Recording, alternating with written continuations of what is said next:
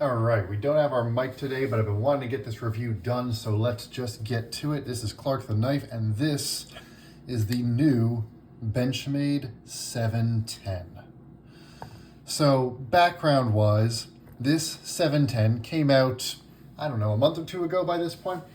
It was the third version of 3 Benchmade 710s that Benchmade has come out with this year, 2024. So the Benchmade 710 has a lot of history for Benchmade. I won't go too far into it, but this was the model where the Axis lock first debuted 25 years ago. McHenry and Williams were the folks who actually designed the Axis lock for Benchmade.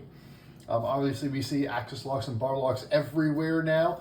Again, because it's 25 years old. Patent expired a few years back, I think 5 years ago.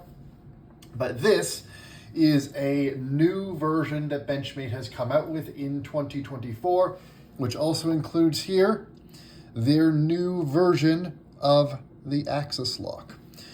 Which basically, I mean, long story short, and if I'm going to do a video on the differences, I'll do a separate one. But this is basically just a standard coil spring here rather than the Omega spring from what I understand. It's not actually all that different in terms of how it functions. But it is sort of addressing the fact that one of the big issues people have had with Benchmades historically has been the fact that those Omega springs do break over time. I'm going to be talking mostly about how this knife actually is as a user. If you want it as a collector, if you enjoy the historical aspect of it, the fact that it's a new Axis lock, all that, then base your decision on that. This is going to be, is this knife actually a good knife to carry, to use, to look at, to hold, all that usual stuff. So we're going to go through this review in 3 sections. First, we're going to go through some specifications, which you can see right in front of you here. Then I'm going to do the scores second. After I give an overview of the knife, and then finally I'll wrap up with some things, really sort of the highlights, what I like most, what I dislike most about this knife. Let's get into it. You can see here, this is the Benchmade 710. This version is made in, well, every Benchmade is made in the USA. This version is $405 retail. We'll talk about that price plenty in a little bit. Again, 3 versions of the 710 came out. The first version that came out was a gold class version with Damascus, I believe it was titanium on the handle. That one was $1,500, which is high even for Benchmade gold class. That price was stratospheric. It also sold out instantly because there are a lot of Benchmade collectors out there. Then the second version had similar, basically a similar look on the blade, but instead of these flat aluminum handles, which you can see are flat with basically some chamfers on them, that had a little bit more contouring on the aluminum handles, still aluminum, and still aluminum over steel, and had Magna Cut on the blade. This version here, FDE Cerakote on the blade, aluminum handles. I can't tell if that's a natural aluminum that has been blasted or if that is some sort of light anodized finish on there, but it looks like natural aluminum, or pretty close. Little anodization on the pivot there. And this version is S90V as your blade steel. And for all of that, you get to pay $405 retail. That's a lot of money. This is a big knife. This is a 4-inch blade. It is 114th, that's 114 there, 114 thousandths thick on the blade stock. You will see some places, like Blade HQ, have this mislisted as 140 thousandths. It is thinner than that, 114 thousandths, which is pretty typical for Benchmade. S90V, again, is the steel. This whole knife is 8.95 inches long, weighs 5.16 ounces. We will talk about that as well. And like most Axis locks, it is on washers. Let's do some size comparisons, and then we will talk about go through the details of the knife tip to tail. So first, let's compare to another Benchmade, your 940, and you can see that this dwarfs the 940. I mean, just absolutely blows it away in terms of size. Let's take out another hard use knife here, because you know this 710, it kind of is known as a hard use sort of knife. This is your Hinderer XM18. This is the skinny version, and you can see we are about the same size as your XM18 here. Let's, if anything, a little bit bigger. Your PM2, similarly, we are a little bit bigger than the PM2, but we're generally in that same size range, that sort of full-size knife. And then let's take out an AD20S, and you can see if we're putting them pivot to pivot, a little bit more blade, a little bit more handle than the AD20S. About the same handle thickness, thinner stock on the blade. So you can see from all of that, this new 710 is a big knife. This is a full-size knife. And as we start to go through this design, you will see basically when Benchmade updated the 710 here, they kept the bones the same. It's never had this handle before, anything quite like it. It's never had this blade finish before or anything quite like it, but this is fundamentally the same as the 710, which was a knife that was made when tactical knives meant something a little bit different and knives just sort of were made differently than they are now. So first, let's look at this blade. This is a recurve, and it's a true recurve, not the sort of non-committal recurve you get on things like, you know, some Spartan knives. This is a real deal recurve. Slight drop points. You've got a really nice natural bow down toward that tip there. You can see through the smudge, and by the way, you should expect on a Cerakoted blade to get this kind of smudging like this. That's just what Cerakote does. You can see we've got a flat going all the way out to about here, and you can see that on the spine too. That 114 thousandths full thickness is carried out pretty far. And then toward the tip, it does start to taper a little bit. The tip is relatively fine without being super delicate. Not that much space to drop here. This is a relatively thin blade in this dimension, meaning it's not that tall. And even though the stock is 114 thousandths, which is thin by most knife maker standards, that's actually a little bit on the beefy end for Benchmade. When you've got a blade that has this little space to drop, this is not going to be the sliciest knife in the world. The geometry just does not allow it. It is a little thick behind the edge, and it feels it. Now, that's part of the benefit of there being a recurve here. Everybody knows two things about recurves. One, they are a pain in the ass to sharpen. And that has been my experience with this. So this is my edge on here. This is a 17 degree per side edge that I do on my TS Prof Cadet. And this area here, if you've got flat stones, inside the recurve is much harder to sharpen than this area out here, because when you've got your stones going on there, it's harder for the stone to, let me go from underneath so you can see what I'm doing. It's harder for the stone to get solid contact on this whole recurved portion. So it either takes more time and more work, or you just get a slightly worse sharpening job. I end up sort of between the two. The benefit of a recurve, the other thing everybody knows about recurves, is that this section right here in the recurve right there grabs material and pulls it. So if I'm doing a drag cut, a pull cut here, and I'm getting sort of material caught in this recurve, it will slice through. If I've got something here and I'm pulling past, it will slice through that material very, very effectively because it sort of gets caught in that recurve area. That's why recurves are really great. I happen to be a big fan of a well-done recurve. I think the benefits in terms of cutting performance often outstrip the cost of, you know, it being harder to sharpen. It's just because you can get some absolutely insane cutting performance out of a recurve, and you also have the benefit with a recurve because the blade shape is helping you so much. It's sort of like serrations. It's not physically like serrations whatsoever, but it's like serrations in the same way that as it starts to dull, it maintains the cutting performance, which is really cool. Again, relatively thin blade stock. Sort of, if you look at this knife, it's a knife profile that was more common 25 years ago, with thick handle scales and a relatively long, skinny blade coming out. This kind of used to be what a tactical knife meant in this sort of profile. It feels chunky in the handle and skinny in the blade in 2024. And you don't really get exceptional cutting performance out of it. But anyway, that is your blade here. Typical Benchmade thumb stud. They did not do anything unusual at all with the thumb studs on this particular model. The $405 did not get you a new thumb stud design. Then let's go to the handle here.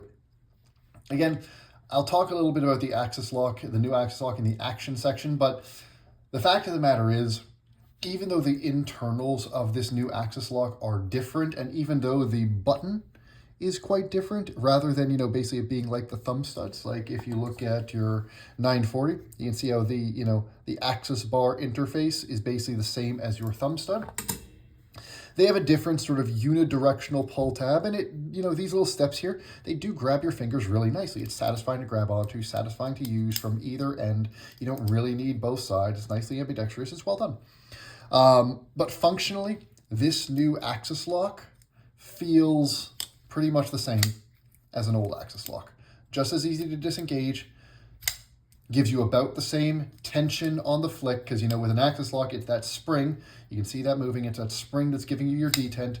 Detent feels pretty similar. Action on the release, similar. Action on the drop, similar. Functionally, this new axis lock feels maybe a little bit smoother, but maybe a little less drop shutty than a typical axis lock, but on the whole, pretty similar. Then these handles, first thing to note about the handles, full aluminum slabs over full steel liners. So it is thick. If I compare to a skinny XM18, you can see here, if I put them butt to butt, this is thicker than your skinny XM18, just by a little bit. So it'll be thinner than a full-size XM18. But the fact is, Benchmade typically makes pretty skinny knives. This is not one of those, especially with blade stock this thin. This handle feels very thick with those full aluminum slabs. No contouring. There's a chamfer all the way around the edge here. You can see there, extra chamfer in that finger index. Chamfer, chamfer, chamfer. It's nicely done. But this feels thick. You've got some jimping right here.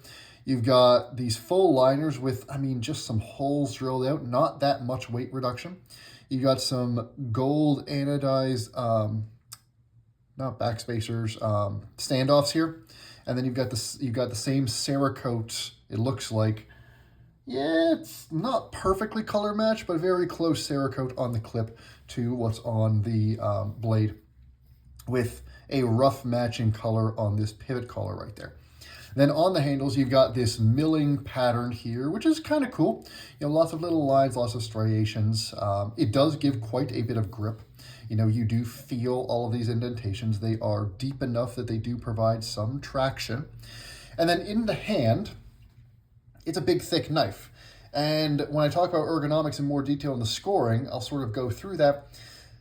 This is an old school design in the sense that it's the bigness and thickness of the handle that makes it ergonomically work. The fact is, a knife that is this big and this thick, it will just fill up your hand. When I grip it like this, I mean, it fills up my whole hand. This whole thing wraps neatly into my fingers, rolls into my palm. This is a very natural, easy grip. But that's because this whole thing is filling up my entire palm. I mean, it's a large object. This ramp here is a very nice place to put your thumb, but there's no real easy way to get over this hump and choke up onto the blade. This isn't bad, but this hump kind of gets in your way a little bit when you try to sort of choke up and go over there. It's not bad, but it's noticeable. Again, another thing that older knife designs tend to have, newer knife designs tend not to have. In terms of using this big chunky handle, again, feels secure in the hand. It doesn't want to roll because you got these big flats here. You try to twist it or move it. It doesn't want to move in your hand. So you can, you know, push pretty hard with it, stab pretty hard with it, drag through things. It's secure because it's big, not because there's any exceptional ergonomic lines. My fingers fit nicely into this big old swell here. This swell goes pretty decently into my palm, you know, sort of just like that. But it's not really that there's exceptional ergonomic lines that are doing any work here. It's just big and chunky, and big and chunky does tend to mean easy to hold on to. In terms of use, you know, it's an old school tactical knife. It stabs very easily. It pulls very easily. Again, with this recurve, you know, if I'm doing stuff in the garden and things like that, This front part can get relatively sharp, so it can cut through stuff, little piercing stuff there, but with a 4-inch blade, you're never really that close to the cut. It does feel a little ungainly. Honestly, this knife is most satisfying to use in your drag cuts, in your pull cuts, dragging down across a box, dragging, through something, pulling through something, making the most of that recurve. The unfortunate problem is that because of this blade geometry, it's just not that sharp, it's just not that slicey. So you end up having to really make the most of the ergonomics of this handle because you end up pushing quite a bit with cuts just to get this blade to do what you need it to. So that's sort of your overview of the knife end to end. Again, I'm gonna finish with my pros, cons, and neutrals, and I'm gonna jump right to the scoring because I think that'll be a little bit more efficient for everybody. Again, I score knives on a 10-point system, or 10 scores. There are 10 scores related to fun factor, 10 related to utility, giving a total score overall. First, distinctiveness, which really comes down to how much does this knife not look and function like anything else. And 8 is a pretty high score. There's 2 reasons that this knife is quite distinctive. First, the Benchmade 710 is absolutely a classic design. And this is a 710 through and through. A lot of folks that have been in the knife community for a long time love the 710. They loved the 710 back when it was really one of Benchmade's signature models. And it's probably been 8-9 years, if not more than that, since any 710 was available at retail. That is cool. And also the fact that it is the debut of Benchmade's new Axis lock. That is definitely a plus. Benchmade did originate the Axis lock, so they get some kudos for that. I'm going to say an 8. And honestly, the whole look of the knife, it's kind of, especially in this newer version, the older versions tend to be more, they had G10 handle scales and things like that. They tend to be more utilitarian. This takes the swoopy lines and makes it look a little bit spaceshipy. It's cool. It's got a futuristic vibe to it. All the new 710 versions do. I like from an aesthetic perspective what they did. Design, despite everything I just said, gets a 6. The biggest issue with the design of this knife is just how dated it feels. The fact is, this is, I mentioned this briefly in the overview, is an old school knife with a skinny blade and big, thick, chunky handles. That was okay back in the days of, when Terzuola and all of them were sort of defining what the tactical knife was. And it works, but the fact that Benchmade, kept these handles so thick, did so little to mill this out, didn't contour or chamfer these scales at all, kept a blade that honestly, from a performance perspective, you're asking the recurve to do most of the work, and having a blade that is, still relatively skinny, which is these days skinny for a tactical knife. Most people in their hard to use knives want more than 114 thousandths of stock thickness. And then you give it this little room to drop. They didn't really revise the grind that much. This very much feels like an updated version of a knife design from 25 years ago rather than a new knife design. It feels like Benchmade spent most of their time thinking about how to visually update the 710 and how to update the materials and the finishes for 2024 rather than doing a 710 part 2, rather than really looking at the bones of the 710 and figuring out how can we make the 2024 version of the 710 keep that tactical spirit, keep something like a skinnier recurve blade, keep this sort of swoopy handle that's got a bit of almost a micro-techy vibe to it in the way that it's broad at the front and then sort of compresses down to the back with these big swooping lines. They could have kept all of that and made a more modern design, but instead they chose to keep it very simple, and I think the knife suffers for it. Honestly, it's even more insulting in context because a bunch of the things that I just criticized are things that they included on the higher end models. On the 600, I want to say it was 650, the Magna Cut, black Magna Cut version, these scales are chamfered. Not aggressively, but they are chamfered. And on the $1,500 gold class version, there's even more complex milling here. Honestly, it feels like they cheaped out on the complexity of the design and just the level of inspiration on this $405 model which is not something you can do when you're charging $405 for a knife. The heritage of the 710 is impressive. It's a fundamentally good design. It fits well in the hand. It's easy to use naturally. It works well in the garden. It works well around the house, things like that. But they really did not do enough to update the design, so that's a 6. Action. This new axis lock is kind of slow, kind of sludgy, especially this ending part here feels stickier and slower than most of my newer axis locks. If I take this 940 here, which granted this has met and embossed scales on it, but this one here drops shut much more nicely than the 710. Even if I hold the axis bar back, this one is still, I mean, shake shut, if not push shut. And even when you listen to it, you can sort of hear there's a bit more sort of the washers pushing on different surfaces, things like that in these internals. And I have used this knife for a handful of days. I did really want to put this knife through its paces before I reviewed it. And honestly, the action is better than it used to be. It's still satisfying in the sense that, you know, the opening action, this is still a great thumb stud. You know, Benchmade's thumb stud is great. Pops out nicely. The detent is satisfying. And if you give it a good flick, it'll still drop shut. Or it'll still like sort of slam shut. And usually I'll just, you know, really flick it down and it'll come back down. It's basically, to summarize this compared to a traditional axis lock, the internals might be more durable, but from a action perspective, this is certainly no better and may in fact be ever so slightly worse in terms of action than a typical axis lock. It might break in a little bit more over time, but honestly, as you'll see, I don't really want to spend that much more time with this knife, so I'm not going to get there. This is a 7, close to a 6.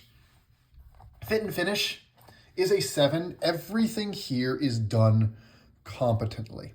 You know, if you look at this milling on the handles, it's nice. Your chamfers are nice and even. Your screws are nice and flush. All of your milling lines are very precise. You know, the doming around the pivot is very nice, very even. Everything fits nicely. Your handle scales are nicely flush with your liners. You know, the clip finishing is great. The grinds on the blade are very clean. Your Cerakote is clean. This is all schmutz on top of the Cerakote, which, by the way, you know, Cerakote is always going to collect that schmutz. There's nothing to stop it. If you've got a Cerakoted blade, it's going to look like crap pretty quickly. It's typical Benchmade. Everything is fine. There's a bit of a coldness to it in the design that I usually only get from Chinese manufacturers. But there's nothing wrong with the fit and finish here. So I'm going to call that a 7 by itself. Cool factor. I sort of talked about a little bit in the distinctiveness. I like the sort of spaceshipy vibe of this design. Honestly, the FD Cerakote with the gold accents throughout, it looks nice. It looks cool. This is a very cool milling pattern. Do I wish it included some actual, you know, contouring or even just some more angles cut in, not just a flat surface? Absolutely. But it looks cool. Recurves are cool. They look cool. They function really well. And the fact is, the 710 it's still a classic design, and it still looks like a big, badass tactical knife. It always has. Any variation of the 710 will. It is a fundamentally cool knife design, and 4-inch knives that can actually cut stuff are just cool things to have. So that's an 8 in cool factor, 36 in fun factor, which is all right. Utility, cutting performance. This is a 7. This is only a 7 because of the recurve. A recurve's got to be really, really bad to not be able to cut in the recurve. And I have had a couple of recurves that have really, like the Hinderer recurve. Even that Hinderer recurve still couldn't cut even in this recurve area. This is a good recurve. It's a well-designed recurve.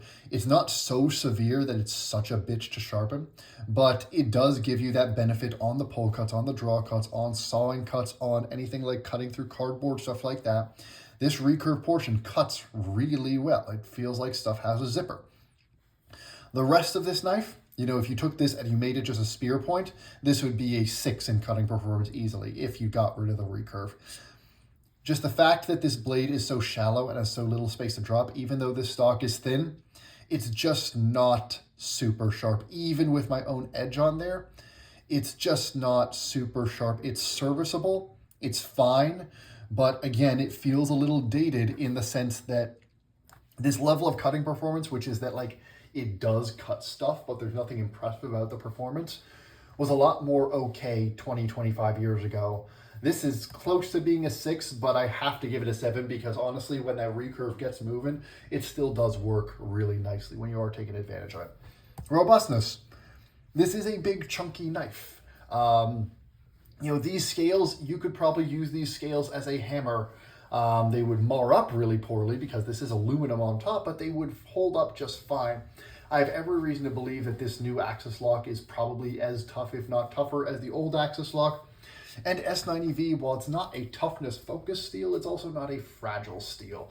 There is nothing about this knife that is fragile.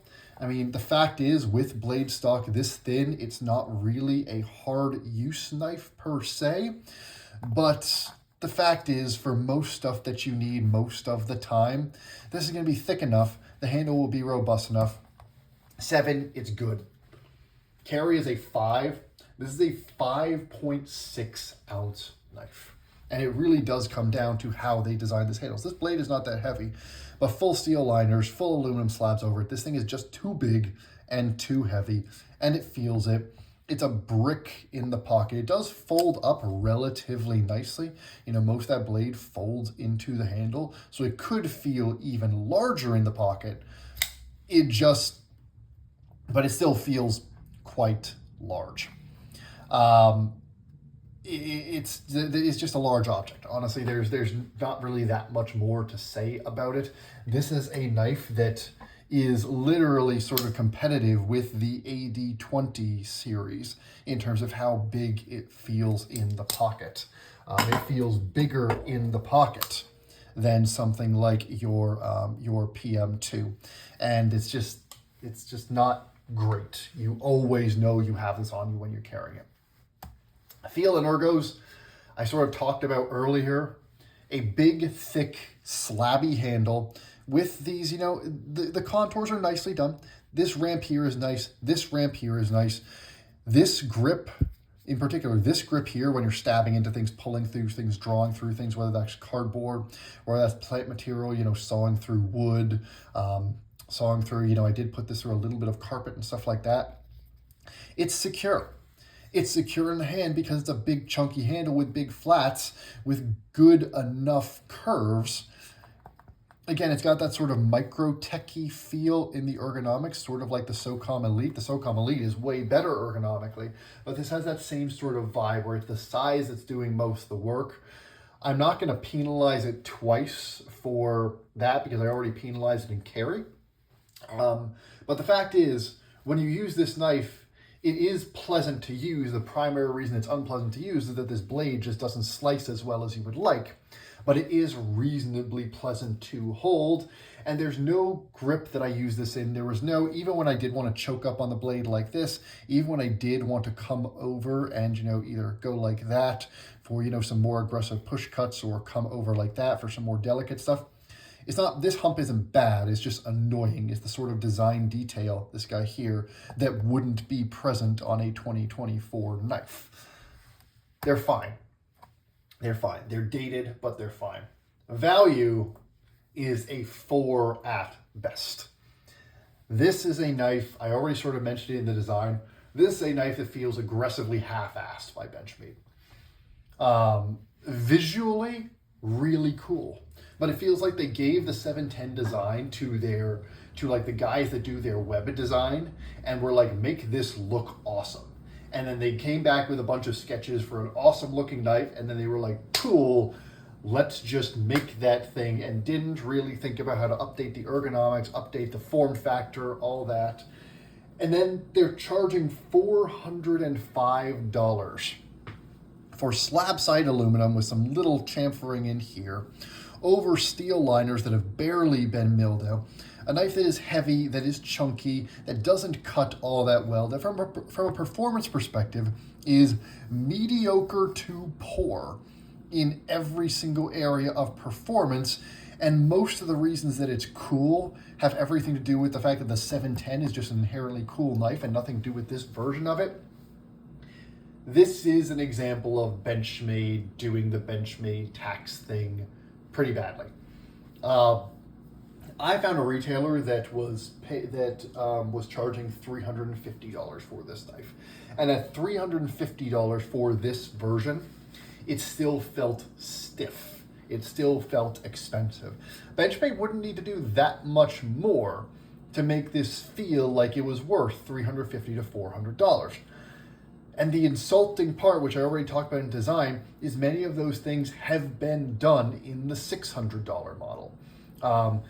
In particular, they could have made this handle design more contoured. They could have lightened it up more. They could have done more to just improve the carry profile, improve the ergonomics, make this a more fully modernized design. They chose not to, and they chose to keep all of those extra features basically behind a paywall that's an additional $200, and then didn't do that much to modernize the blade either.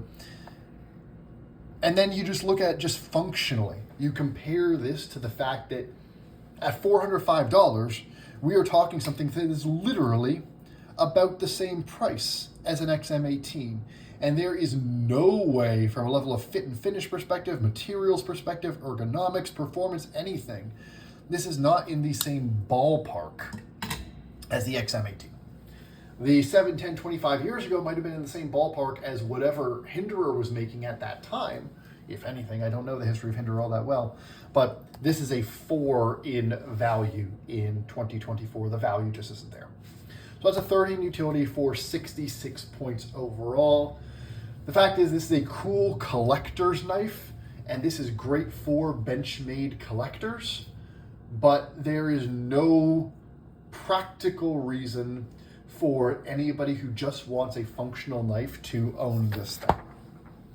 There are so many better knives in this $400 price range. There are better, and in fact, let's just go through really quickly the positives, negatives, and neutrals. There is nothing that is really remarkably positive about this knife, basically. Even the parts that it's good at, the cool factor, things like that, it's cool, it's not remarkably cool. It is novel. You've got the novelty of the access bar, of the new access lock, and you've got the novelty of this being the first new 710 in a while. So if you're a Benchmade collector, you'll like that. And I do love recurves. Recurves work really well. This is a nicely designed, nicely done recurve, and so it is going to give you better cutting performance than this blade would if it was just a pure drop point. That was a good decision by them to keep that recurve. But there's a bunch of really big downsides. The size, this thing is huge, gigantic. You feel it in the pocket. And it's not gigantic in the sense that it's not the largest knife you're going to carry, but for a skinny blade like this, especially a skinny blade that isn't that tall, I mean, you're not going to find many knives with more handle for less blade. And you're certainly not going to find any in 2024. That's part of what makes this design feel so dated. Again, the design, it really feels like they did the minimum required functionally to update the 710, just did a bunch of visual improvements. The price is unjustifiable unless you're a Benchmade collector, and the performance is fine, but again, almost all the performance positives that I can give this knife, I can attribute almost entirely to the fact that it's pretty hard when you've got thin blade stock and a good recurve, the knife is going to cut. And then you got big chunky handles that are okay to hold, it's fine. This is a hard knife to recommend. To wrap it all together, especially when you consider that, and you know, I'm not even going to bring out my Sebenza here because that's just, I mean, that's almost insulting to the Sebenza. But like, if you want a hard use knife in this size range, these are all knives that are approximately the same price. There's no way you can convince me that if this is $405 and these are $450, that there's anybody out there that can drop $405 on a knife that can't drop $450 on a knife. There is no way in the entire world, except for people that are buying this because they like Benchmade, because it's a Benchmade 710, there is absolutely no functional reason to recommend this new 710 over either of these knives. There is, you know what, screw it, I will get out my Sebenza. There is no reason to recommend the 710 over the large Sebenza. Frankly, I think you get about the same level of ergonomics and performance out of a lot of Emersons if you want a big, chunky, hard use knife. And this Emerson costs half as much. Not a little more than half as much, but approximately half as much, and is arguably cooler. Review coming up for this Apache. It's badass. But anyway, this has a lot of shades of Benchmade at their worst. This is Benchmade. It's not even the price that's really the worst part, because $405 is an insulting price, but I keep going over the fact that this design feels so half done. It feels really like, it feels like if there was like a rookie knife designer that was told to modernize the 710, and like all they did was put a couple sketches on a piece of paper and like, hey, here's the new 710 and it should be easy to mill and easy to do and all that sort of stuff, and then they just made it, and it's like, almost feels like a class project in like a design school. And then it's even more insulting when you consider the fact that some of the things I'm bitching about are available on the even more expensive models, but the price of those are completely off the reservation. This feels kind of insulting to knife enthusiasts, and it's unfortunate because the bones of the 710 remain really good. This blade shape is a really cool traditional blade shape if it's ground properly and if it's sort of just made properly, the right thickness, the right grind, so that you can get performance out of the whole blade, not just the recurve portion. This handle, it's a solid, relatively neutral, old school handle design. There's stuff that you could do to make this ramp and this blade interact a little better, but there's nothing wrong with this handle, and it fits nicely in the hand. It's nice. It works okay, but this version is almost impossible to recommend. If you are one of the exceptions and you don't care about performance and all you want is the new 710 because the new 710, then you knew that coming into this video, and nothing that I've said about the lack of performance is going to discourage you from that. Everybody else, if you want a knife that looks like this and you want a versatile Benchmade, like just get a 940. If you want a hard, and if you want to get some fancy handles on it, then that's what the aftermarket is for. This is way more useful than the 710, and the new axis lock is nothing special. If you want a hard use knife, get a Hinderer, get a DeMuro, get a Chris Reeve, whatever. They all make knives that fit this profile well enough. Actually, I didn't even think of the single best one, the one that makes this knife completely irrelevant. Let me see if I have it here. 1 second.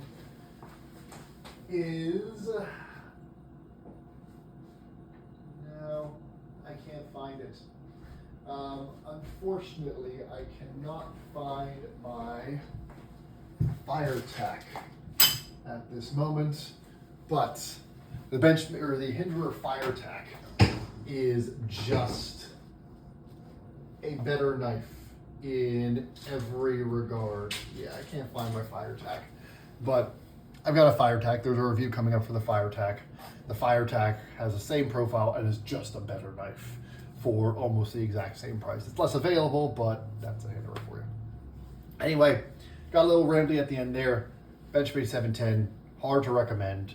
Objectively, there's some cool stuff here, and objectively, it's still a classic design for a reason. But if you're just curious about it, just pass on it. You're not missing anything. So, hope you found this review helpful.